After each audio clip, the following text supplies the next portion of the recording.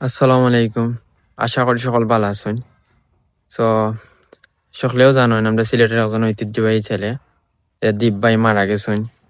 তো এটা থেকে আমরা কিতা শিখলাম ওখানেও যে মৃত্যুর কোনো বয়স লাগে না।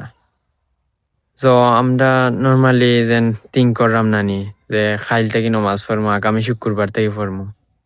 সো দেখো আমরা লাগান যুবক মানুষ মারা যারো হরহ রাস্তাঘাটে বেমারে ওখান মৃত্যু একবারে তোমার রক্ত থেকে কাছে।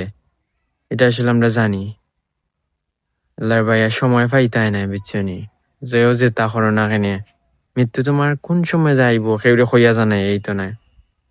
সো একটাও থিঙ্ক কইর না যে আমার আরো সময় আছে, এটা বলেও থিঙ্ক কইর না, কারণ আনফর্চুনেটলি কি তৈব তুমি নিজেও জানো না।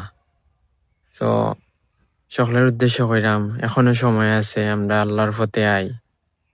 আর বিশেষ করে আপন জনের লাগে মিশা থাকবায় যত করো না কেনে আত্মীয়তা ছিন্নকারী কোনো সময়েও জান্নাতে যাইতে না আল্লাহ হইয়া দিছেন।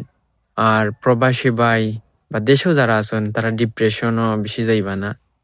জানেন তো মৃত্যু একদিন হইবতে, ভবিষ্যৎ আমরার মৃত্যু এটা একবারে নিশ্চিত। কিন্তু অথচ দেখো দুনিয়ার জীবন লই আমরা ব্যস্ত, হিলা আমরা ইমপ্রুভ করতাম, রাইজ করতাম, আমরা ওয়েস্টার্ন কালচার ফলো করতাম, কারণ তারা বেশি আর্ন করে কিলাজও করে।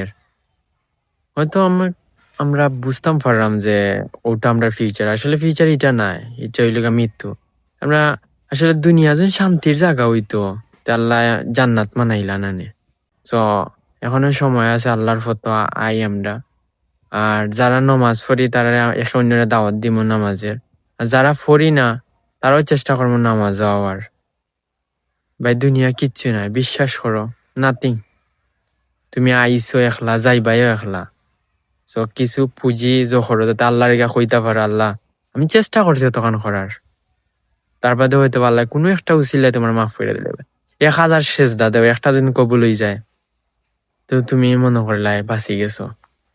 বা এখন আমরা এমন একটা যুগ হইয়া পৌঁছেছি নানি, গুণা ছাড়া মানে থাকা যান না, এমন ভাবে সিচুয়েশন ক্রিয়েট হয়েছে। সকল ভালো থাকবা, সুস্থ থাকবা। আল্লাহ হাফিজ।